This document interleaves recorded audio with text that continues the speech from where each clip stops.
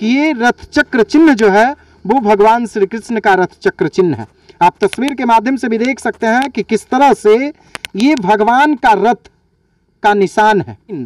महान प्रतापी राजा जरासंध उन्हें 16 बार यहाँ से भागने पर मजबूर कर दिया था और भगवान श्री कृष्ण जो है वो मगध साम्राज्य राजा जरासंध से लड़ाई में भाग गए थे और वो भागकर द्वारकापुरी चले गए थे। 16 बार वो राजा जरासंध को चकमा दिए थे, लेकिन 17वीं बार भगवान श्री कृष्ण राजा जरासंध पर आक्रमण कर उन्हें मुक्ति दिया।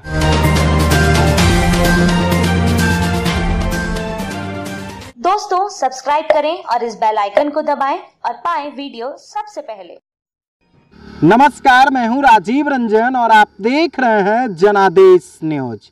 भगवान श्री कृष्ण को इसी जगह से भागना पड़ा था। जी हां, इसलिए हम इस बात को कह रहे हैं क्योंकि आज भी इसका जीता जागता उदाहरण है और भगवान श्री कृष्ण के रथ का निशान आज भी यहाँ मौजूद है।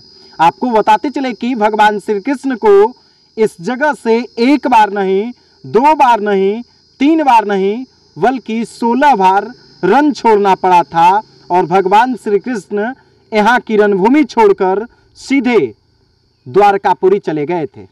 जी हाँ, फिलहाल इस वक्त हम अंतर्राष्ट्रीय पर्यटन स्थल राजगीर में मौजूद हैं। जी हाँ, वही राजगीर जो कभी मगध साम्राज्य की राजधानी हुआ करती थी। महान सम्राट राजा जरासंध की यह राजधानी राजगीर थी और फिलहाल इस वक्त हम भगवान श्री कृष्ण के रथ चक्र निशान के पास मौजूद हैं।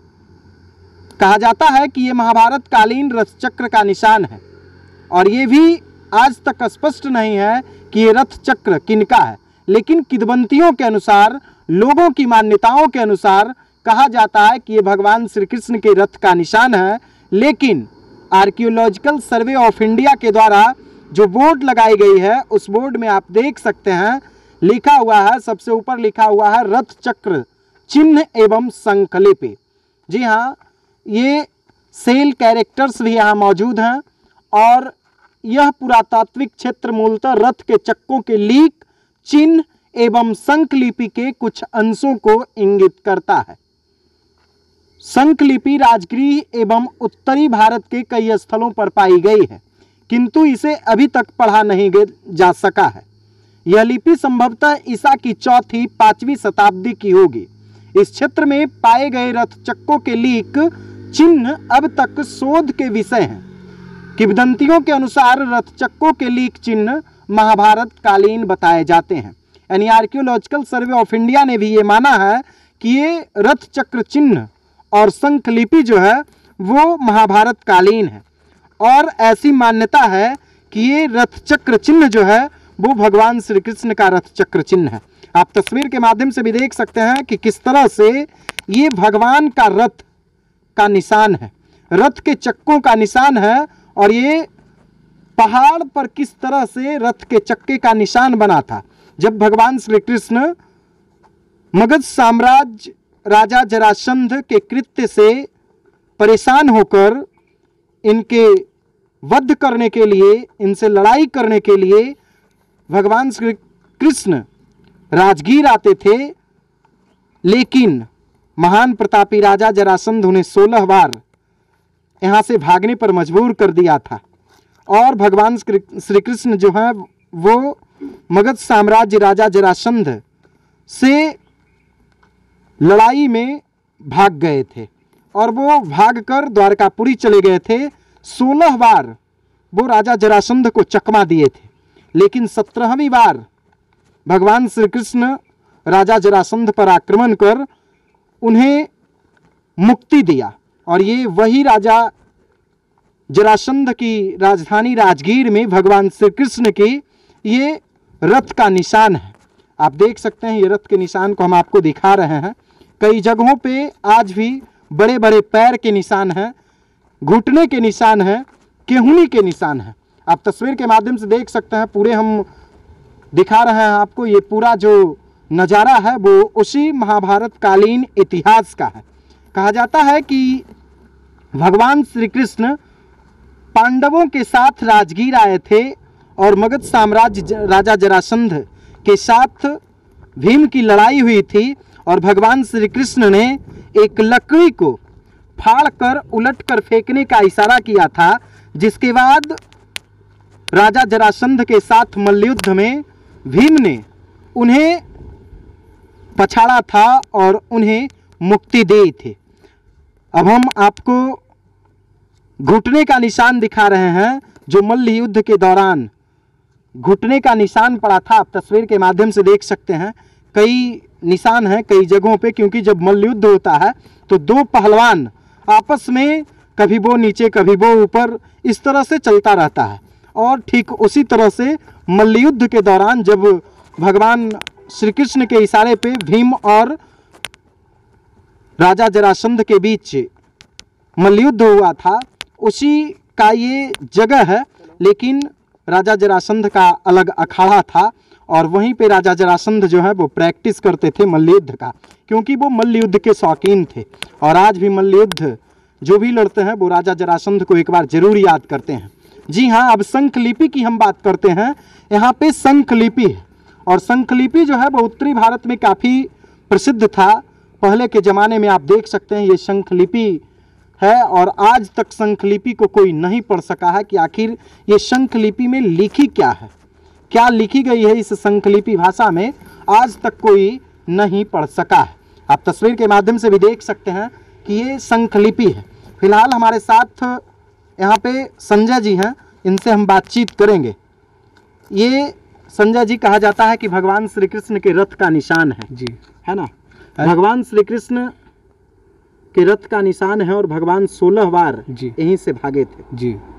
क्या कहना है इसमें? जी, इस पे कहना यही है कि जो हम अभी लकीर देख रहे हैं उससे स्पष्ट पता चलता है कि ये रथ का ही निशान है, लेकिन पुरातत्व विभाग का ये प्रमाणित किया है कि ये रथ का निशान है। लेकिन ये है पुरातत्व विभाग अभी तक ये शोध का विषय है, पुरातत्व विभाग का शोध का विषय है और इसमें बहुत सारे शंख लिपि है। तो कृष्ण यहाँ पे आए थे बहुरूपिया ये ब्राह्मण के भेष में, ये जरासंध से युद्ध करने के लिए। तो रथ इनका यहीं पे उतरा था और यहीं पर युद्ध भी हुआ था। ये तो सर्वविदित है ना संजय जी कि भाई जरासंध भगवान श्री कृष्ण का जानी दुश्मन थे जी। इसलिए जानी दुश्मन थे क्योंकि जरासंध के दामाद जी जो कंस थे, राजा जरासंध के दामाद थे कंस, और उनके दामाद को जो है मौत के घाट उतारा गया था। किनके द्वारा? भगवान श्री कृष्ण के द्वारा, है ना? मानव के रूप में आए थे भगवान, और ये राक्षसी प्रवृत्ति के कंस थे जिनको कहीं ना कहीं भगवान श्री कृष्ण उन्हें मुक्ति दिया था। और उससे वो काफी गुस्से में थे राजा जरासंध जी भगवान श्री कृष्ण के प्रति, और भगवान श्री कृष्ण के प्रति राजा जरासंध काफी गुस्से में थे, जिसके बाद भगवान श्री कृष्ण पर भी आक्रमण किया गया और उनके कृत्यों से नाराज होकर भगवान श्री कृष्ण राजगीर पहुंचे थे पांडवों को लेकर, और भीम के साथ युद्ध हुई थी। यही ना कहानी है? हाँ, तो यहाँ पे जब रथ आया था ना, तो यहाँ से ये जब जरासंध सिद्धनाथ मंदिर जो 5वां पहाड़ पे है, तो वहाँ पे वो तपस्या में लीन थे। तपस्या में जब लीन थे तो इनको सूचना मिला कि कोई ब्राह्मण आए हैं आपसे मिलने के लिए। तो जरासंध बोले कि ठीक है, कौन ब्राह्मण? हम भी मिलना चाहते हैं। ब्राह्मण को हम सेवा, बहुत बड़ा दानी थे जरासंध, मुँह मांगा दान देते थे ब्राह्मण को। तो वही बोले कि ब्राह्मण आए हैं। तो वही जरासंध ने पूछे कि आपको क्या दिक्कत हुआ जो हमारे राजगीर में आप आए हैं, जो बताइए। तो बोला कि अभी हम नहीं बोलेंगे, जो हम रात को 12 बजे बोलेंगे, जो अभी हम लोग किसी भी प्रस्ताव नहीं रखेंगे। तो बोले ठीक है, 12 बजे रात को हम आपसे मिलते हैं। तो वही रात को जरासंध बात का पक्का थे, तो वही पे ये जरासंध गए ये ब्राह्मण के बीच में। तो वही फिर कृष्ण हंसने लगे, बोले कि हम युद्ध करने आए हैं। तो वही कहे कि तुम क्या युद्ध करोगे, तुम्हें तो मैं यहाँ से 16 बार रह चुका हूँ। तो बोला कि अगर हमसे नहीं तो ये देखिए 5 है। तो जरासंध बोले कि ये सब तो नहीं चलेगा। तो एक था होटल जो भीम थे तो उसको शरीर पर ठोके, तो बोले कि नहीं ये चलेगा। तो फिर इसी के साथ फिर युद्ध हुआ, भीम के साथ मल्ल युद्ध हुआ। वो मल्ल युद्ध में पराजित हुए जी, मल्ल युद्ध में पराजित हुए। ये भी कि षड्यंत्र से पराजित हुए, नहीं तो इनको तो जितना बार युद्ध हुआ तो अगर भीम टंगरी चीर रहे थे तो बार बार ज्वाइंट हो जाते थे, क्योंकि 2 भाग में जन्मे थे, तो ज्वाइंट हो जाते थे। तो फिर वही कृष्ण इशारा किए, एक खेर या लकड़ी का टुकड़ा था कि इसको उलट करके इशारा किए, तो वही फिर जांग इसको मैंने चीर के फिर उल्टा करके फेंका तो वो जुट नहीं पाया। उसके बाद 10 वंश तक जरासंध का वंश यहाँ पे राज किया, इसके बाद बिंबिसार का राज आया। अच्छा, तो ये राजगीर की धरती है।